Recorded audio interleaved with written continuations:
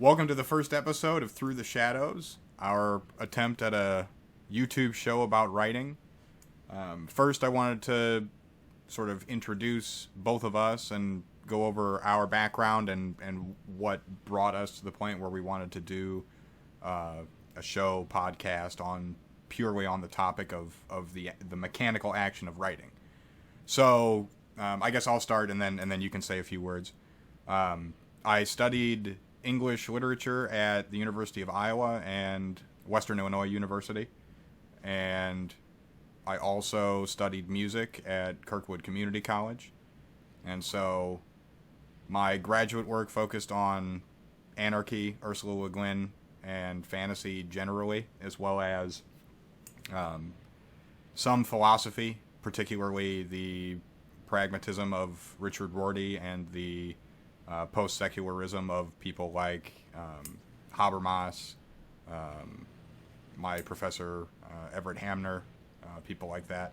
So that's my educational background. I've won a few really minor poetry contests here and there, and I have one story that I submitted to some magazines that also won a university fiction writing contest. Things like that, but generally speaking, I've called myself a writer, or aspired to be a writer for almost my entire life. I can remember writing stories in second grade and having them be fiction. I was mostly ripping off that Hercules: The Legendary Journeys TV show. And so, but through all of that time, I'd never seemed to get over the hurdle of actually finishing any long-form fiction. So the novel always escapes me, the novella escapes me, the short stories are such a trickle, one every so many years. Poetry, I'm totally at the whim of, if I feel like it, maybe I can write a good poem, or maybe I'll just write some trash and then not write again for months. And so when we started this YouTube channel, Dreams of the Nameless, it sort of became a news-only project. And we did that for a while, and then we realized that it just wasn't working for us because neither one of us was doing any writing or any reading. And so the solution to that was to break the channel into 3 different shows, this being one of them. And, I mean, effectively, that's why we're here, is to try, both of us to try for a last stand at, can we become writers? And we'll go over what we mean by writer a little bit later. But so go ahead, say a few words about yourself. My accolades are a little less impressive. I also went to Kirkwood and then went to Iowa State University and transferred to the University of Iowa, where I pursued a degree in English. And I'd always had the same dream. I'd always had the same desire and passion to study the written word and to write. It was a theme throughout childhood ever since I could read. I could stay up late at night and I would read an entire Goosebumps and then imagine what it would take to write these things, and just, I loved it. I've been hooked ever since. So I also, however, have not really finished much. I've never done anything that I would consider complete that wasn't written for a class, a creative writing class or otherwise. I have some that are more or less finished that I've worked on over the years, but ultimately it's been basically an output of nothing. And let's not even begin to think of poetry. I've tried once or twice, and those are immediately burned and hidden away from the world. These are all things I'd love to get better at. I mean, I've gotten much more interested in poetry and different forms of literature and different approaches to writing as I've gotten older.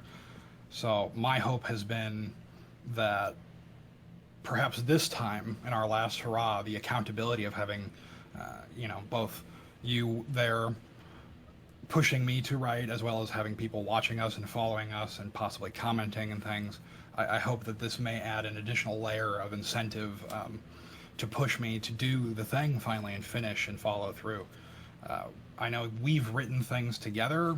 That was always an entertaining task. Our first ever was written in your basement, and I'll never forget that story where we storylined it and outlined, and then we just couldn't figure out a way to write it. But it stuck with us ever since then. I mean, I still remember the characters and vaguely remember the outline. I don't know about you. No, I could name the characters, all of that. And I think it's worth saying at the outset here that both of us love fantasy. Both of us love science fiction. I suppose I love fantasy a little bit more, and Michael loves sci-fi a little bit more. But especially as we've sort of entered our 30s, I think the boundaries between those two genres for us have really dissolved quite a bit. But I mean, we were huge into Dungeons and Dragons, video games, all of those things growing up, and I can remember being pretty obsessed with Roger Zelazny's Amber. And so a lot of what we're going to be doing here is going to probably reflect those interests at heart, but I hope that we can expand beyond those, those horizons and become writers that are capable of producing work on a routine basis that like I said goes beyond the genres that we're used to. And so, I mean, is there anything else you want to say in terms of, hi, my name is X? I mean, I think that kind of covers our history. I do think that the interesting dynamic we've had is that it's always been a bond of reading and writing. I think there were a lot of things that brought us together, but when I discovered that you had also read the Book of Amber, that was an immediate bonding point that has cemented us through the years, and it's always been a commonality that we've shared. So yeah, I'm 31 and you're 30 now, and we must have met for the first time when you were, I don't know, 13, and I would have been 14. But I don't think we were probably fast friends until the year of Amber, so to speak, for us was probably when I was, 16 and you were 15? Yeah, I think so. Something like that, your sophomore year, my junior year.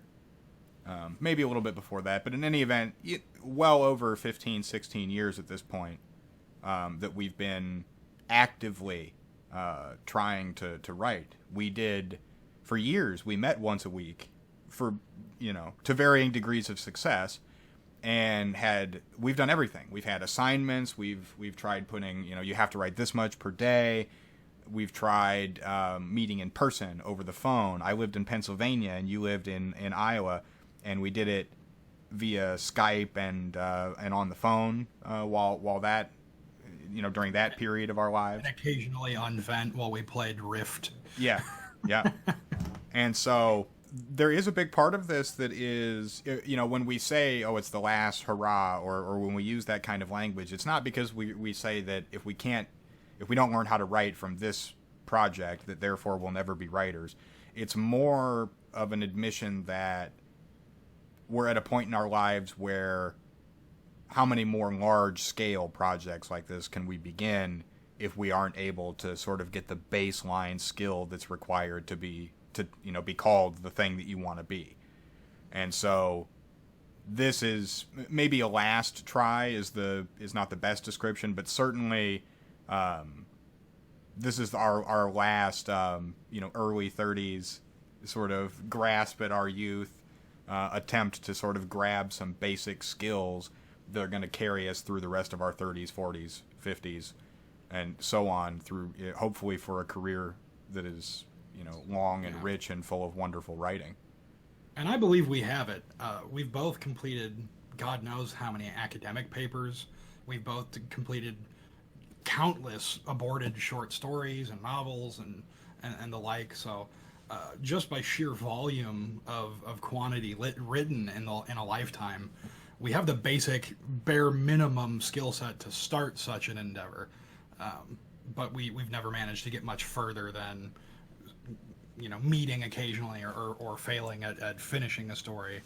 Yeah, I mean, I had to write a thesis for my master's degree, and that was 75 pages or something by the time I was done. But nonetheless, there's just something about having to tell one's own story that eludes me. I know it's something of a cliche at this point, but there is this idea of the person sitting alone in a coffee shop or at home in their basement or what have you, trying to write out trying to write out the next great American novel, and it's sort of this cliche. And if you go to bookstores, the few that still remain, or online or what have you, there's all kinds of guides about how to write, and you can take creative writing classes and so forth. This is not an uncommon struggle by any means. So I think for me, it's always been enjoyable to do it together, even if it's not been 100% successful. And I also hope that if we find success through this series, perhaps others can benefit from what we find along the way and maybe also find success.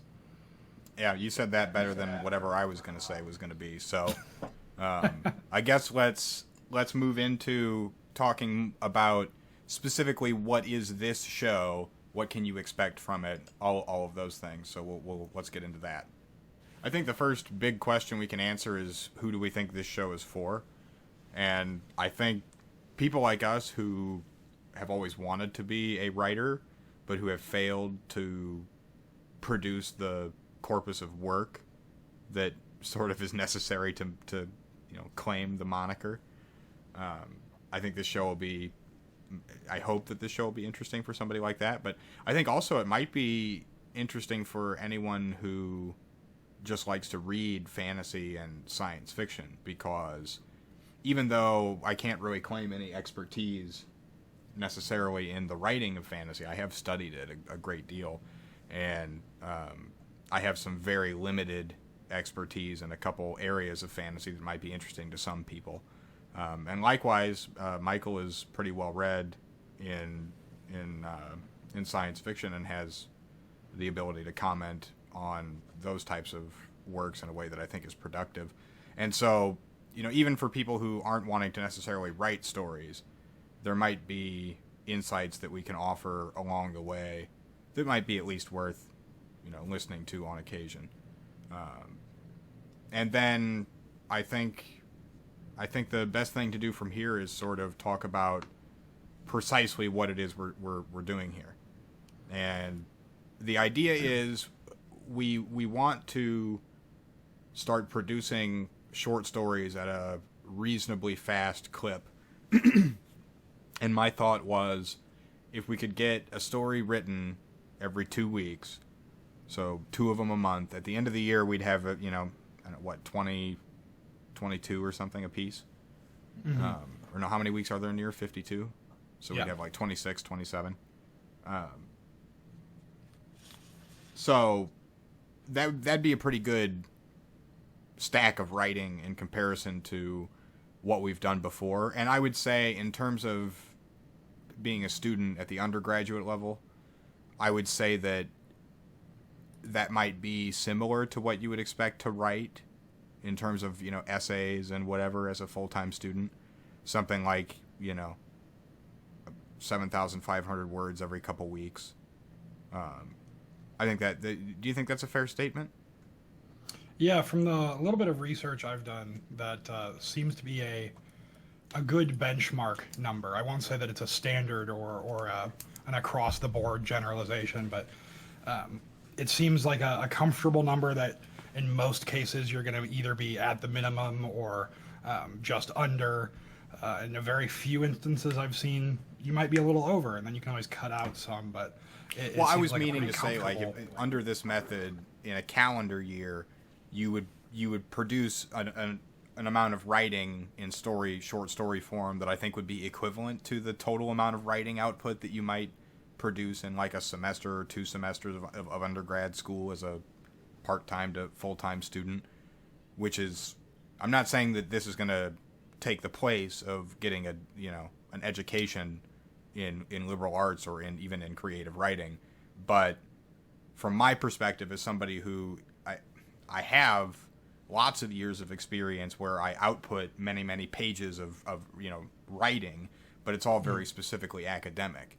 And so the idea is, what this show can force us to produce a similar amount of writing, but we're in control of what it is, not the assignment or the demands of the job or whatever the case is for our writing exploits in the past.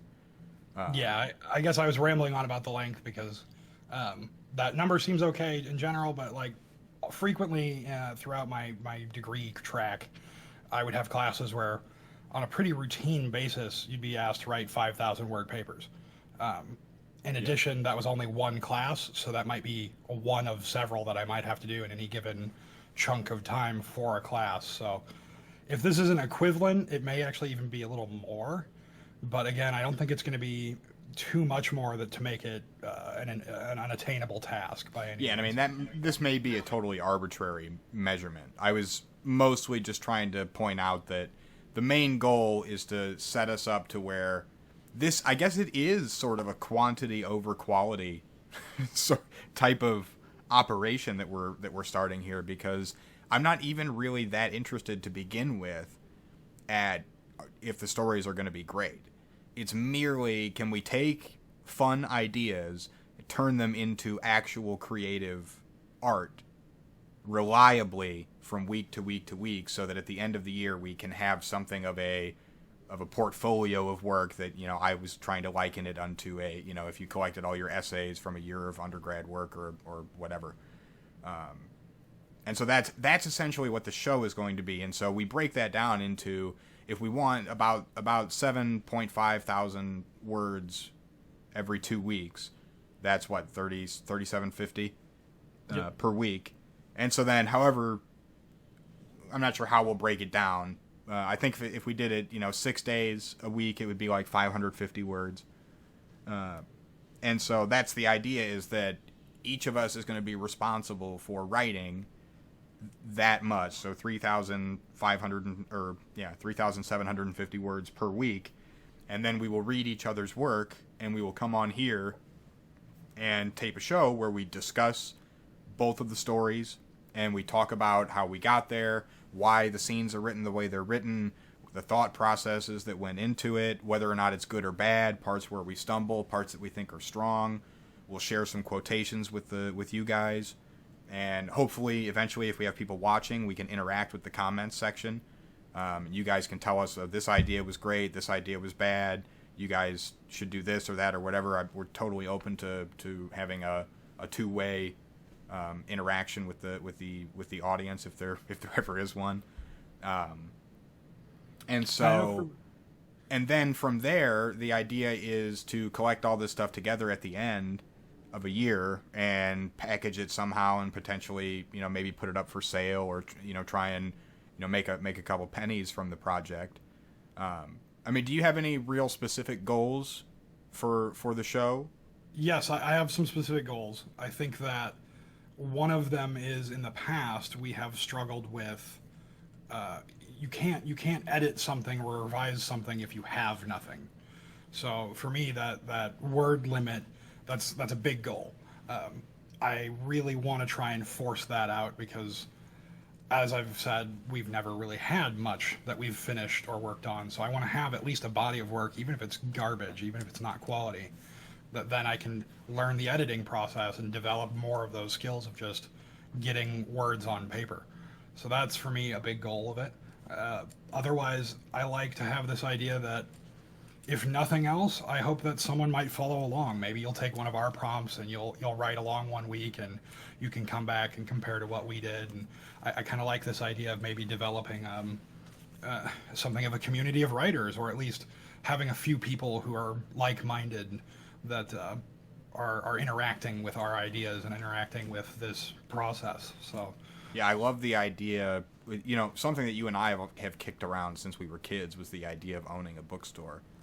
Or some, especially since once we were in college, when we experienced the college town lifestyle, I have always fantasized about a small bookshop where the sale of those products was just a front to essentially keep a place open where writers could come and share their work with each other, and basically have a, you know, an analog to what we're talking about here, where it would be a digital format, forum and whatever. I've always envisioned, like, if you think of your average, you know, local gaming shop that sells D&D books and things, they usually have a room where there's tables where people play and things of that nature. I always envisioned something like that, except for it would be more like a bookstore plus a writing room. And I think writing that would be is really weird. amazing. It's oddly competitive in my experience in the real world. It's more competitive than it ought to be, And a lot of art is getting to be that way, and I can't stress how much I oppose that. Art is a collaborative effort made by anyone who has ever picked up a pen or a paintbrush or whatever, and it's our job to try and make the most beautiful thing possible, to try and get the ideas to, I don't remember who the quotation is from, but to make ideas felt. So the idea is to do that the best that you can and to lift each other up while you do it. And so the idea here is hopefully at least part of this will be somewhat intended to be inspirational to other people. Not in the sense that you look at us and say, look how good these guys are, but rather that you look at us and say, well, if these idiots can force themselves at 30 to finally sit down and take the skills that they have and produce, then why can't I? I think that would be awesome. But as we talked about the other day, another goal that we have here is to take our love of Roger Zelazny's Chronicles of Amber and sort of make it into a method of writing that we're calling the Way of the Unicorn. And the idea there is to, through the course of writing these stories, to slowly introduce more, I guess you could call them roads, between what we're doing and the Amber Chronicles. We want to pull out certain techniques and methods that we can identify Roger Zelazny using in his texts, and then through a combination of emulation, alteration, what have you, to take those ideas and make them into something that we could codify and that might be teachable, or that might lead into academic work in one of our futures later on, that type of thing. So there's multiple goals with the show. So it's, not only is there the potential for us to grow as artists and start producing regularly, there's the potential that maybe somebody watching might be inspired to also create. And then there's the potential for, obviously I want people to read my work. I want to have products. I know I call them, I'm saying products, and that's a little nasty when you're talking about art, but when we live in a society like the one that we do, that ultimately that's what it boils down to, is can you sell it? And so there is that element where we want to have a product to eventually sell.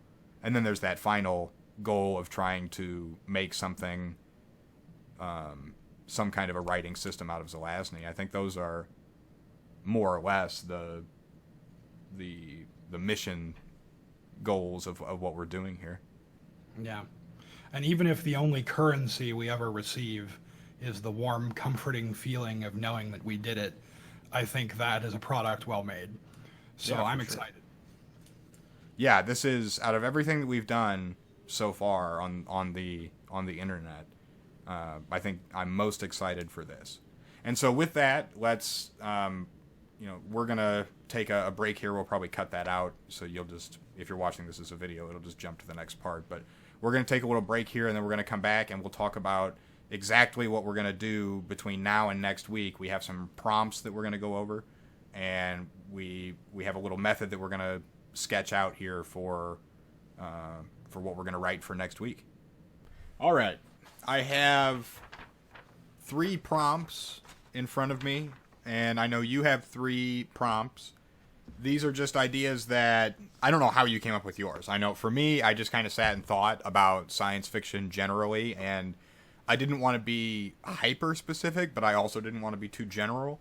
And so I sort of landed on picking a generalized topic and then sort of doing a maybe it could look like this, maybe it could look like that type of paragraph. So, like I said, I have 3 of those, and I know you have 3 of your own prompts. What do you think? Should we go back and forth and sort of talk about one of my prompts, then one of yours, then one of mine, and go through all 6? And then the idea is that you have to write one of mine, and I have to write one of yours. Yep. And you'll write half of that story for next week, and we'll talk about it, and then a month from now, you'll complete that story. Or no, pardon me, 2 weeks from now, you'll complete that story, and we'll start whatever the next project is. It won't always be prompts like this necessarily. This is just the gimmick that we came up with for the first episode. So how do you think we should do it? I like the tit for tat idea. I wanted to clarify earlier when you had said, hey, did you come with 2 to 3 prompts? I had merely said yes. I have 3 categories of prompts totaling 6 total. So. Okay, well, I mean, we can do one of mine and then 2 of yours. Yeah, essentially, because I have categories. One category of yours, or however you want to break it up. So yeah, I'm. Who would you like to go first? I will go first. Why not? Thanks.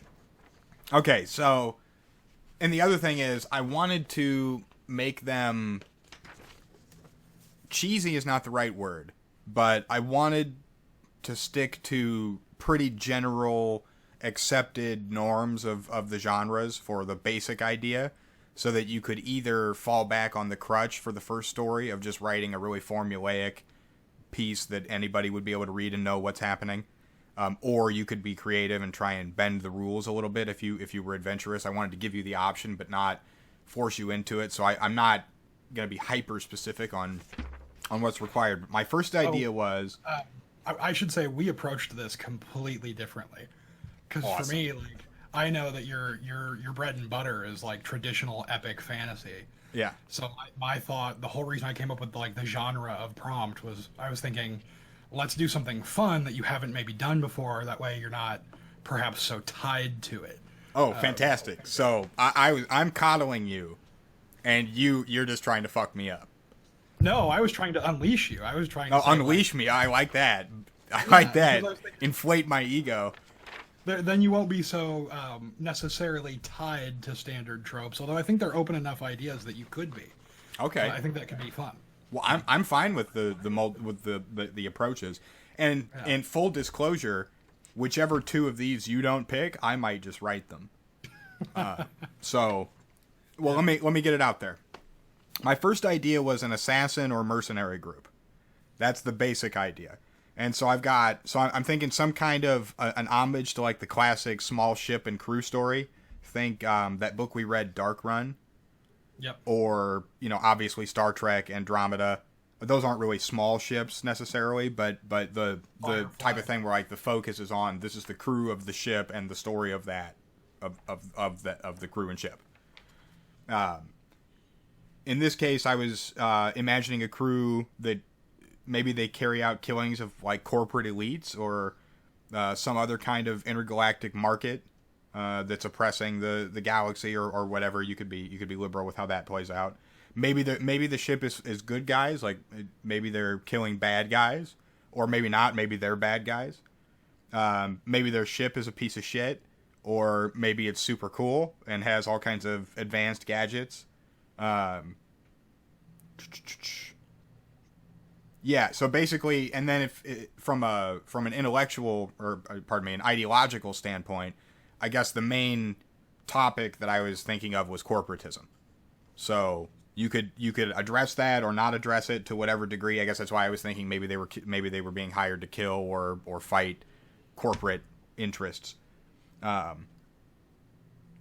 And then, like, you could talk about whether, one of the cruxes of the story could be whether they choose to go through with a particular contract. I know I've seen stories like that before, where the drama is they learn that first they're going to do X thing, and then it becomes way more complicated, and so the story is more about how do they deal with the complicated moral issue of their original task, as opposed to just the story of them taking out this guy.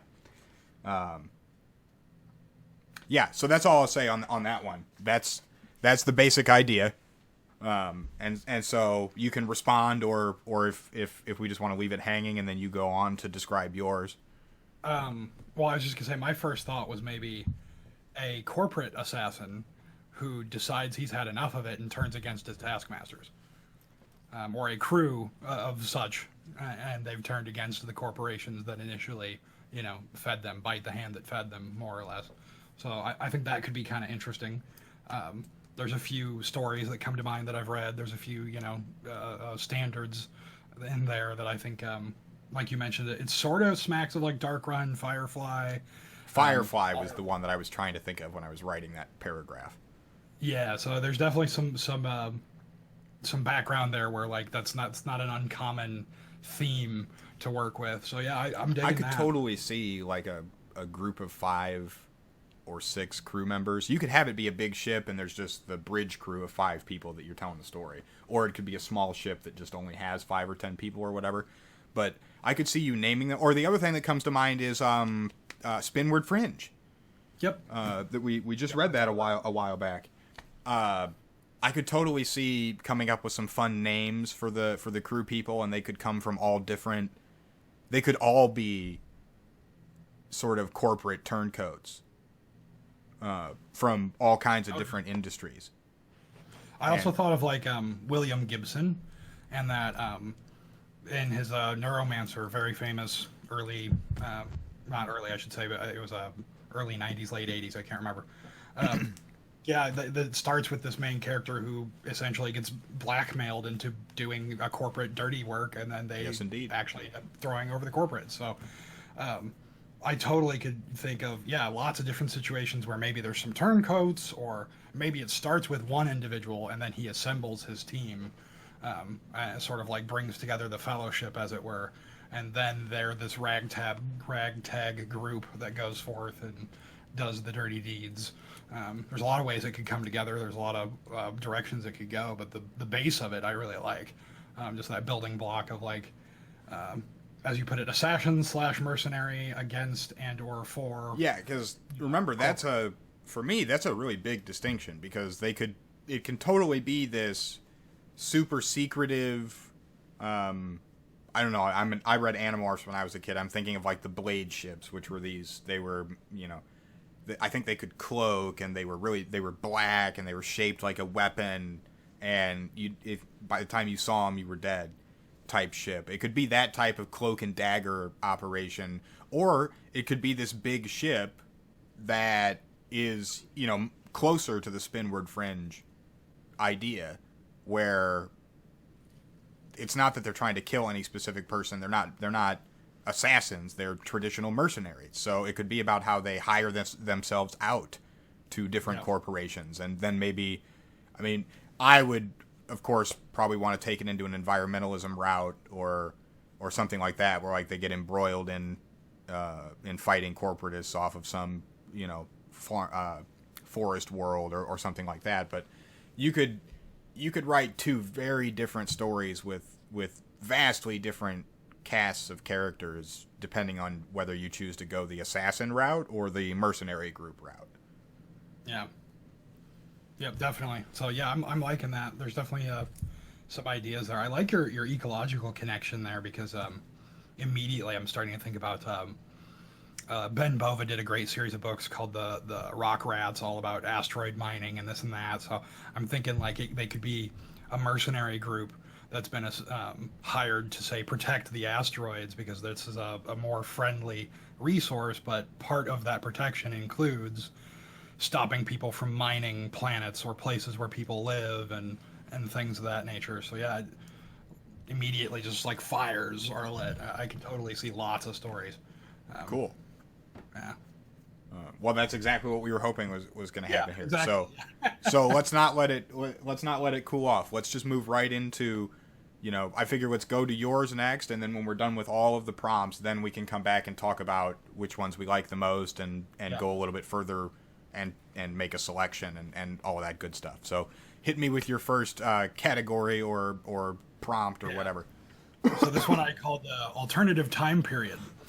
Excuse me. You tend to stick pretty... Start over. Pretty say that again. cleanly. Say that again. Oh, yeah, I'm sorry. I said this first one is alternative time period.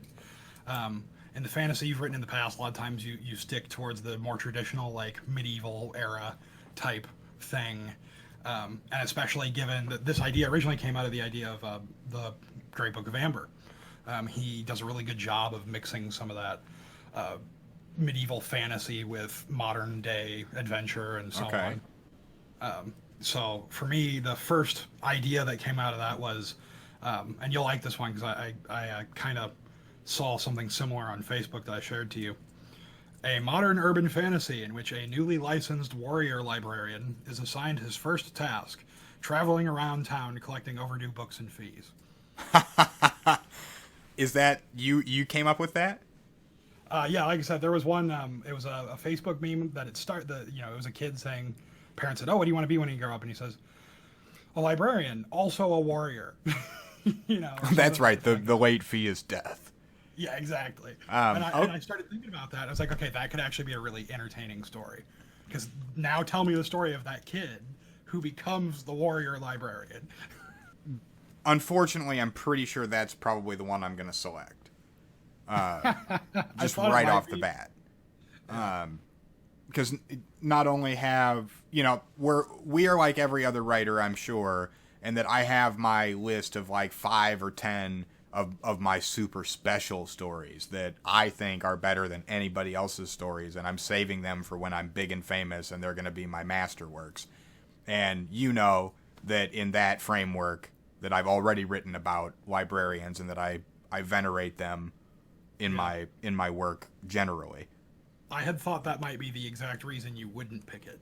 For fear of the crossover. So, No, I have no fear. Or at least right now I don't. Because immediately I'm thinking, what was that show that we really liked? Warehouse 13. Warehouse Sci-fi. 13. Sci-Fi Channel specifically, but yeah, it was a great show. I'm also thinking, there's a show on, The Magicians. Yep. The library takes on they have an entity called the library, a group that sort of is their, I don't know, I guess you would call them like draconian knowledge hoarders / protectors. And there's a really kitschy show also called The Librarians, that it reminded me of a less well-funded version of Warehouse 13, but it also is often more mythologically driven. And I think I know what you're talking about. yeah, and it's kind of cheesy, and it was fun, and like, Well, it had shittier production values. When I hope that when you're saying cheesy, you mean it the same way I do, which is not necessarily derogatory.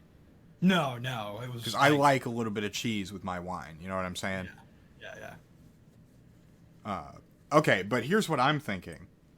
Since it's the first story, and what we're trying to do here, every story that we write for this project doesn't have to be crazy serious. Like, I want to blow you away with the thrusts of my prose, and every word is like Shakespearean sonnets come to life. And it doesn't all have to be like that. I'm going to try some of that shit, but the first thing that came to my mind was, what about like a library that was sort of like a rental store for supervillains?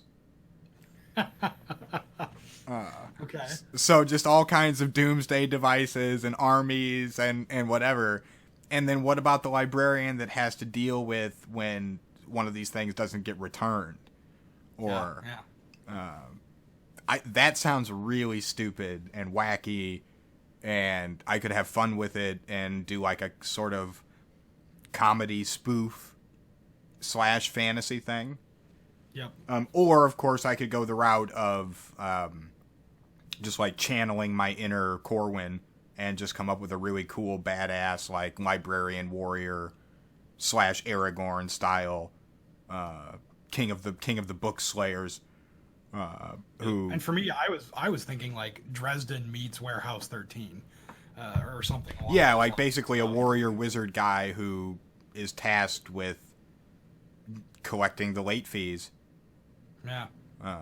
I could have some fun with that for sure. So, okay, give me the second one from that category, since I know you have 2 from each. Was way more broad.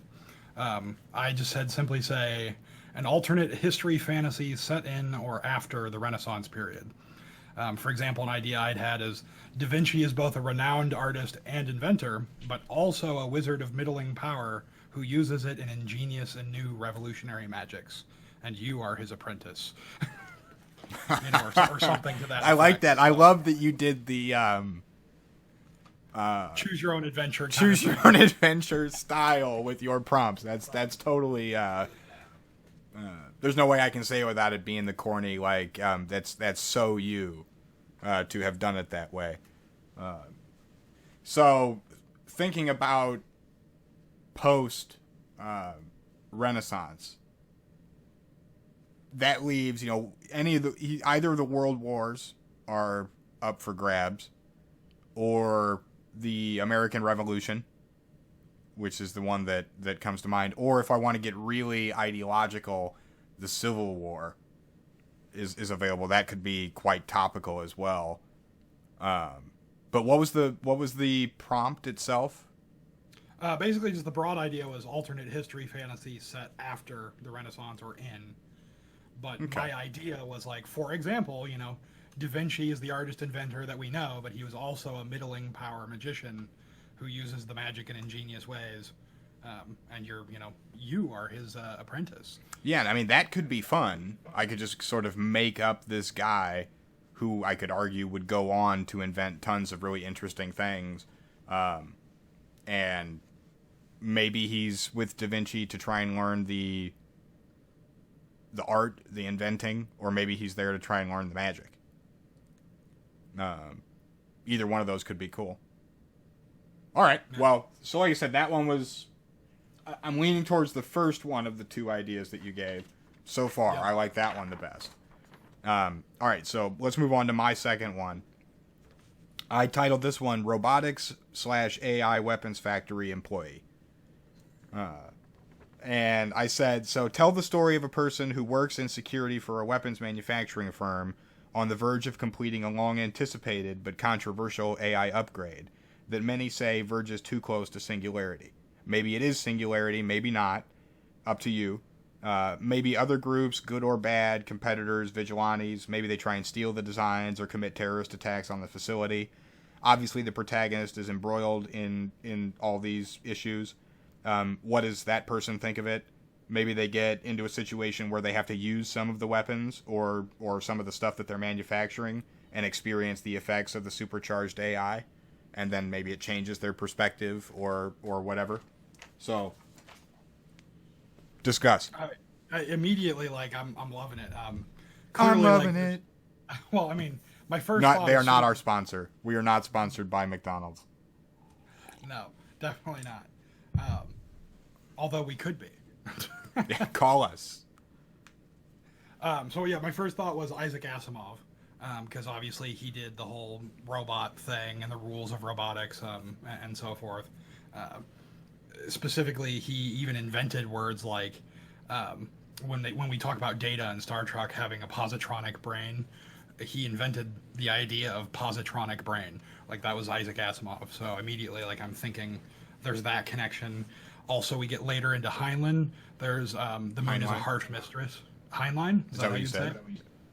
Yeah, Heinlein. Or Heinlein. I've heard it both ways. ways. Yeah, I don't know how it's pronounced. I was just trying to make sure I heard you. Yeah. And specifically in the moon is a harsh mistress. The moon has a super AI computer that runs things that they are able to convince to join their revolution to separate the moon from the Earth coalition and so on. Spoiler alert. You've had 20 years or whatever to read it, so sorry.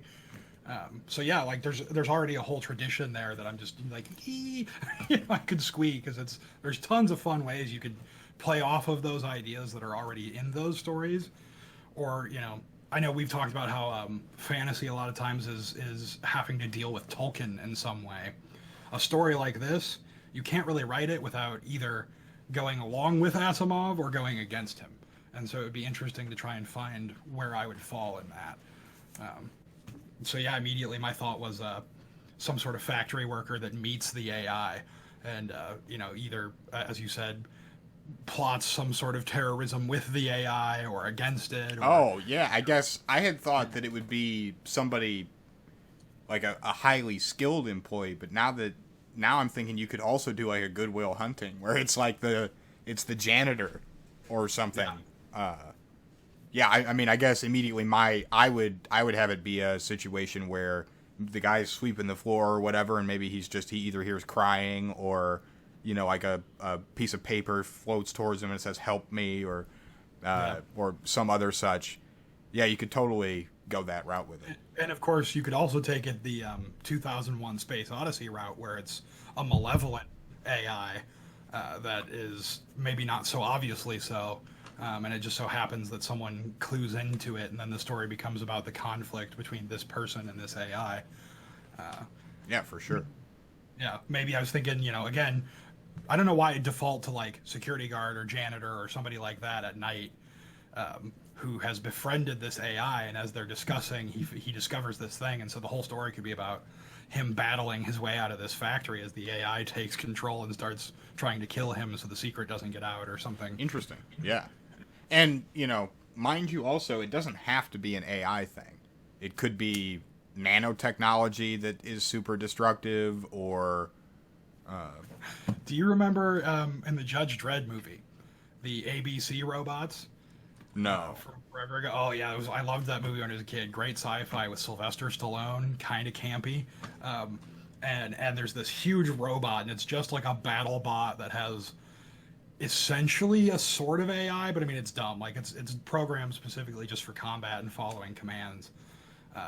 So yeah, if I was going to take it any direction, it might just be like, yeah, he's working in the factory that invents those, or the factory that designs those, or something. That could be fun. Yeah, I when I came up with this one, I meant it to be the safest of the three, because I figured if there was any of the ones of the three that I came up with that you'd be able to just write a sci-fi story, this was a softball. Yeah, and like I said, there's a pretty steep tradition of robotics and AI and so on. So there's a lot of material to grow out of, and there's still like tons you could do that hasn't been done before. So it's exciting to think about. It sounds fun. Yeah. Very well. Hit me with your second category. This one I had called alternative protagonists. So my idea was we both tend to fall into that trap of white cisgender male magician or engineer or however you want to put it. So the first one I had thought maybe a female protagonist who discovers that she can communicate with and or manipulate plants. I don't know why that specifically, because that also includes a different type of magic that you don't typically work with or see. So I guess in that sense you could key off of either part of that, but I was just thinking something, kind of a character that's totally out of your wheelhouse in most of the normal ways. The other one was, you or another modern human stand-in. So wait, is this the same idea, or have you now gone into idea 2 from group 2? Oh, this is idea. I was just going to do both of them at once. Unless you go right ahead and talk about this female protagonist. No, go ahead. Give me both.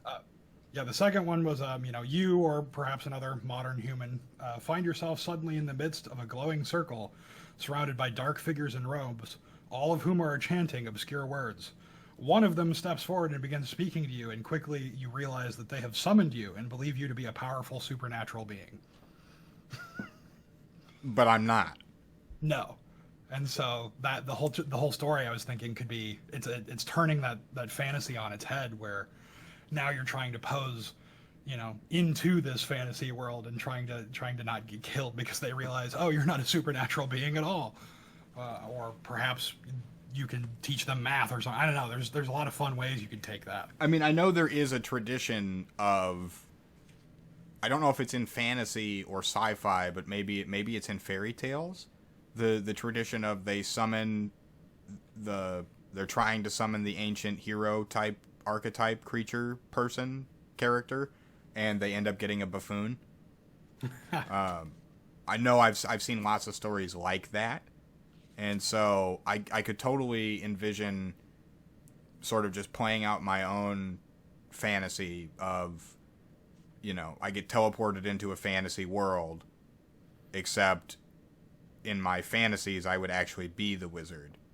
So I just get fucked, and I show up, and I'm still just me.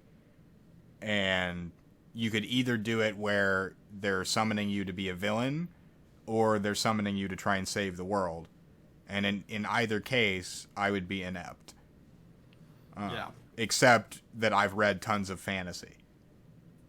And so I could see having fun with the story where, It's sort of meta. Where they're saying, like, well,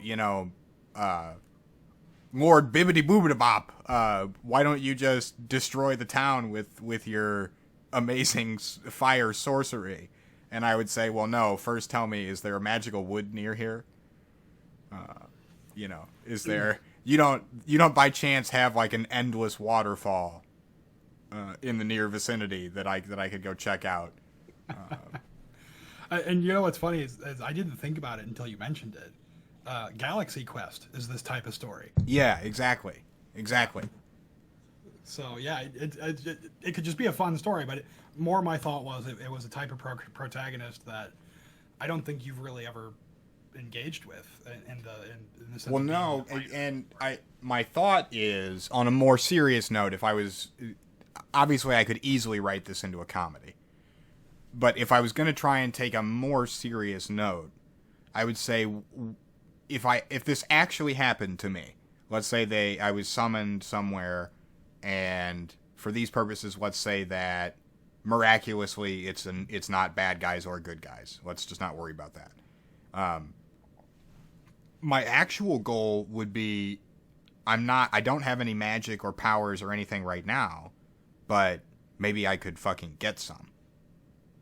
So I could even see, maybe it still would end up being slightly comedic, because I could see showing up and they're just like, well, we need you to help us save this, I don't know, save our fortress from the bad guys. And I'm just like, yeah, you got the wrong dude. Sorry.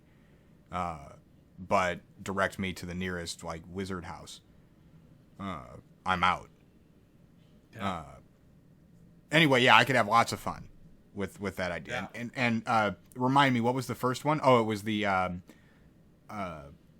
female protagonist who discovers essentially a new type of magic, but I went with she can speak with and manipulate plants.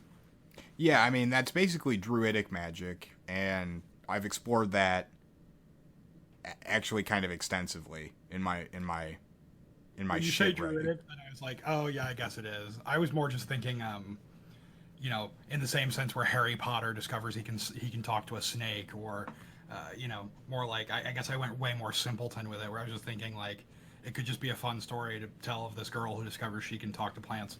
But, like, yeah, you're saying in a vacuum. It's not a magical fantasy world where she just this protagonist discovers a power that she has that is in line with the world that she's in. You're talking about she's on the city bus in Chicago, and she hears a tree talking to her at the bus stop when she's walking home. Yeah, And I was thinking something like that, or it could also just be, she discovers like, oh, I happen to be a druid. I think for me, the more the thrust of the prompt was really the idea of a female protagonist, unlike another that you've written, just generally speaking. So I also realize now I also put down a merperson and/or aquatic dwelling being at the end of that. So it's not related. It was just, I guess, that additional first one options. yeah, it was just essentially like, option A is try to do a protagonist you've never done. Okay. So. All right. Well, yeah, that's thought provoking. So, in the interest of time, let's move to my third one. This one I called human enhancement. So, I said, tell the story of a community, a family, or two communities, cities, countries, etc., where one country is pro-human enhancement and one is anti-human enhancement. I said, I imagine a specific type of modification being particularly controversial, perhaps some kind of neural integration.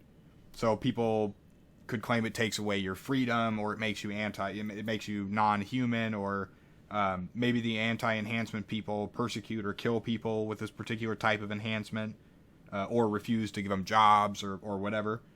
You could focus on one person or event, or try and tell the story of these two groups.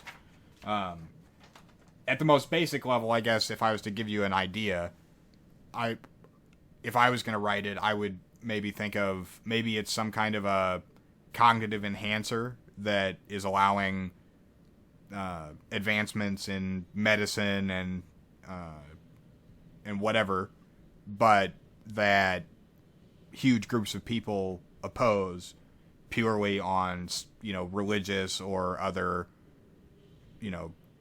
hostile ideas of what is natural and what is normal. Or you could go a totally other route where it's, enhancements for speed or agility or strength or whatever. Or you could take it where one group starts using enhancements to make soldiers, and the other, the good guys in this case would be the anti enhancement people. You could go either route with it, but that's the basic concept. Yeah, and again, like there's a Doctor Who episode like that. There's a Star Trek episode.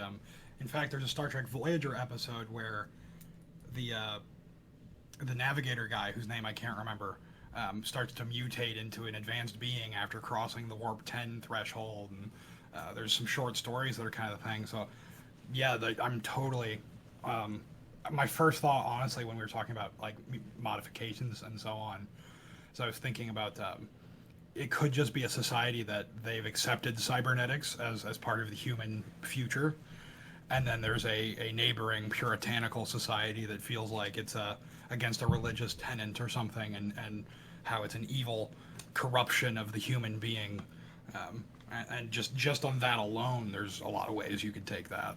Yeah, So, for sure. yeah. I've also always really liked, when I was a kid and I was reading some of my first sci-fi ever, it just happens to be that Neuromancer was one of my first and favorites. And it's all about people with cybernetic enhancements and access to this otherworldly matrix type internet thing and super cool type tech. So I've always loved like cybernetic enhancement. So yeah, immediately I could even think of you could possibly combine this idea with that assassin one, where perhaps the corporation is assigning you to assassinate the puritanical leader or something to make it easier for them to sell their cybernetics to the neighboring society or something, and whether or not you take that mission and the ragtag group that you bring along with you or what have you. Yeah. Maybe I shouldn't be mixing our ideas here, but I don't know. I mean, I raised an eyebrow because that's not against the rules. We never specified, so I don't see any reason why you couldn't combine two of them. But yeah, so let's chug along. Hit me with your last two, and then we will briefly recount all six of them, and then we'll try and come to some conclusion on which story each one of us is gonna write. So give me your last couple ideas. We've talked a lot in the past about your theory of magic and how magic works and how a lot of fantasy gets it wrong or so on. Then we also recently began reading that Brian Sanderson, or is it Brandon? Brandon. Yeah, that series. So I had this thought of, essentially broadly this category is alternative / miscellaneous. A story in which all magic is either enchantments or item based or requires a focus. One thought was like maybe a metallurgist who creates coins that give the bearer a special power or gift, like water walking, water breathing, something of that effect. After I had that idea, I even envisioned maybe there's a world where there are magical swords that the bearer has powers imbued upon them by the swords, and perhaps there was a known quantity of them thought to exist, and suddenly the delicate power equilibrium is thrown out of balance because there's a rumor that there's a sword that no one's heard of before. And so it becomes about, it's one of those item quest type things we don't normally like. Yeah, immediately I'm thinking like you could call it the Blades of the South. And I could start the story by there just being a caravan that's roaming somewhere or going somewhere, and either it gets attacked or destroyed or whatever, and then it's this black box that just gets knocked open, and there's just 4 of these really different looking, strange weapons. And then I could just fast forward to 5 years later, and then sort of detail the struggle of these. I'm also thinking of the ring wraiths. But that's fine. Because then I could tell a story about there's an established order of people who are really powerful because they have these weapons. And then what happens after, first it's rumors that there's, new weapons have come from the South. And then it could escalate to where the narrative starts, where they know that they exist. Maybe they've even killed and captured one of them. And so it's the story of trying to hunt down the people that have these other 3. Yeah. Could be fun. And it doesn't even have to be the sword thing, because for me, like, that was just an idea I had. But the prompt is really just, a magic system based in items or based in objects rather than spells. Well, like one of the stories that I tried to write when I was a kid was this idea of what if there were a bunch of staves that represented elements, or I've always loved houses of magic. You have your red mages that do this kind of magic, and there's then a couple times throughout my youth we came, and sometimes with you even, I think we came up with whole systems of different robe colors and sashes and stuff that they would wear, and it would identify them as belonging to a certain school of magic. I've come up with all kinds of different ways over the years to sort of draw tables or whatever to explain magic and whatever. It's, if anything, I would say it's my greatest literary passion is the study and the creation of magical systems. And so there's lots of them that I don't like, but this one could be interesting. Normally, I don't like stories that hinge on an item. Yeah. Because I like to focus on individual agency and the importance of the person themselves becoming a hero or becoming something or experiencing something, as opposed to merely the description of people's struggle to capture an object. But well, and I had thought of something even along the possibly another thing you could incorporate into that idea is something of like sort of Arthurian myth, where only certain people who are of a certain virtue can actually wield one of the swords. And so you could also talk about, like, maybe there's a person who has the sword, but it doesn't work for him, and he can't use it yet because he's not the hero yet. Or some permutation thereof. Yeah, I could just immediately, I can already envision. Is the rule that in this world magic can only ever be this item-based thing, or is that was the stricture of the prompt, was that all magic is item-based. All magic. So for at least that one story, it has to be that way. But if I wanted to, I could leave it nebulous, and then I could expand it into more stories with different kinds of magic involved. Because I can already see it being interesting to know what are all the people, if I was the reader, I already thinking about it, I want to know what are all the different weapons, what do they do, are there more of them, who made them?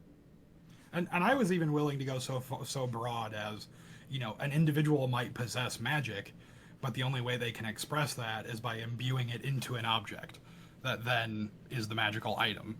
So, like... I can buy into the idea that for the purposes of this story, the only kind of magic that's allowed on stage is magic that is directly linked to an item.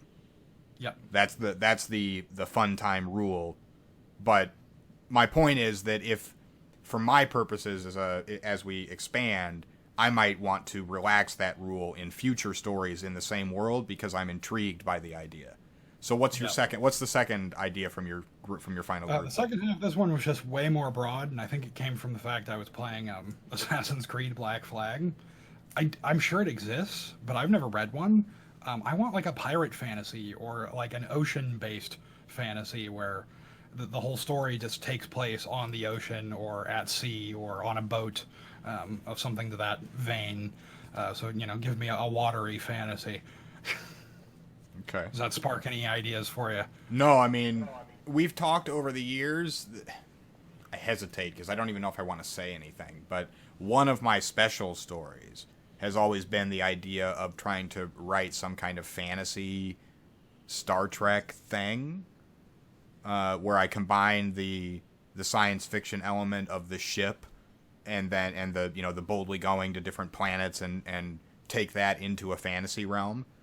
And so I could experiment with that idea in this format by just making a gigantic, like I'm thinking like a monstrous super pirate ship type thing where it's, half of it is being run by just the soldiers rowing and the sails, and then half of it is mages its crew of mages that also pilot it, and then I could see maybe it's the flagship for, a federation of countries, that, and then I could write an adventure that they have, encountering, I could take a page directly from the Star Trek universe and have them encounter like a much more powerful large ship, and they have to retreat from it, and they have to find out where it's from and what the issue is, and are they being attacked, blah blah blah. Are you thinking like literally just like Encounter at Farpoint, except for Wizards at Sea? Yeah, kind of. Yeah. I hope you're all nerdy enough to get that, because like this totally makes sense to me. I mean, this is the game here. Like, we're not trying to. This might have been better put at the beginning of the video as opposed to all the way towards the end here. But as an artist, I am not super interested in trying to be an innovator. I know that a lot of artists are really big on not. A lot of people that I've interacted with are afraid of composing music or writing literature or poetry or whatever that doesn't do something that no one has done before, or that doesn't push some kind of a genre-based or expectation boundary. I'm not that kind of artist. I really never have been. I love classical music, where the main theme is balance. I like straightforward themes, and for me, the joy of music, the joy of literature is almost always, for me, found in the mastery of the form, the mastery of what is expected, and then the little ways that the individual author manipulates those expected themes and forms in new, and when I say new in this case, I merely mean interesting and colored in a unique way by their individual personality. So, having said all of that, I'm not trying to write a story that's never been done before. So I could literally sit and write Encounter at Farpoint, the fantasy pirate ship version, and I could call it Encounter at Farpoint. I mean, it doesn't.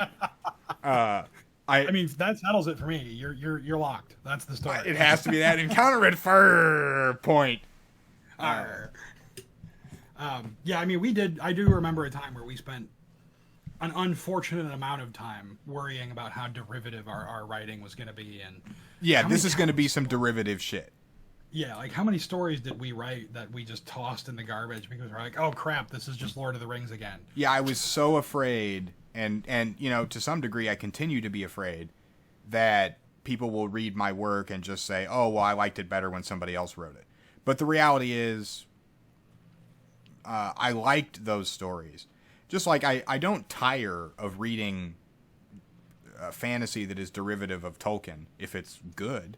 I liked The Lord of the Rings, so like if somebody else writes a Lord of the Rings-esque novel with their own unique characters that are endearing to me in some way, and elements of the story that are altered in, just a little bit here or there that shows where this person came from, or their own take on it, or maybe they introduce an ideology that Tolkien didn't in a way that is new to me, at least, not necessarily new to the genre. That's, for me, that's the delicious shit. And correct me if I'm wrong, but when we read Magicians, or maybe I read it and you had thought about reading it. I don't remember how that one worked out, but I read part of it. I didn't care for it. Yeah, I read the book, The Magicians, and if I remember correctly, on the dust jacket, it even literally describes itself as, Harry Potter, but for adults and grittier. It's straight derivative. Like, that was the whole point, was to be a derivative story. And the show, I thought, was better than the book.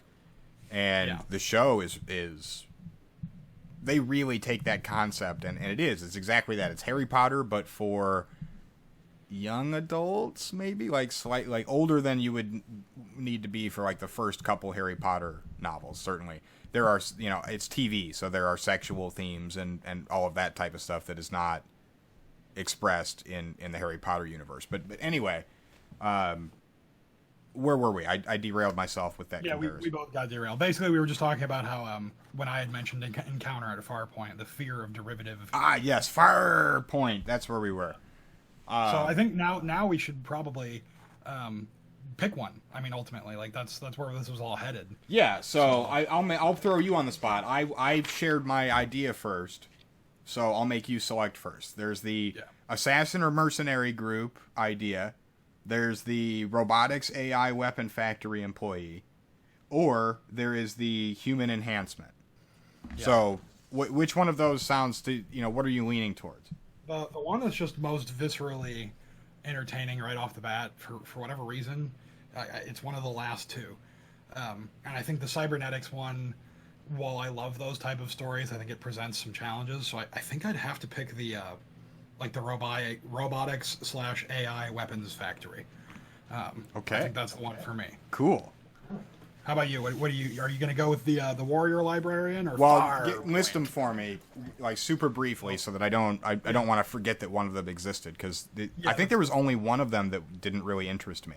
I'm not going to do the one where it's the after the Renaissance. That one wasn't very thought provoking today for me. But other than that, I think I liked all of them. So real quick, tell me what they were again. Yeah. Out of that one, we did talk about that one a bit. So alternative time period in general. We had the warrior librarian and after the Renaissance or in the Renaissance. Then we also had alternative protagonists, so a female, a mer person, what have you, or you being summoned into or becoming a part of a fantasy world. Okay, that one is right now. That one is at the head of the list. What's the next one? Yeah. And then the alternative / miscellaneous, all magic is item based. Oh no! I don't even need to know the next one. I'm doing that one, obviously. Okay. It's funny. We started this and you were going, "Oh, I'm doing the warrior." Yeah, I know. And I hadn't. It's because another thing that's going to become apparent as we make more episodes of this. I love a good title, and Blades of the South is.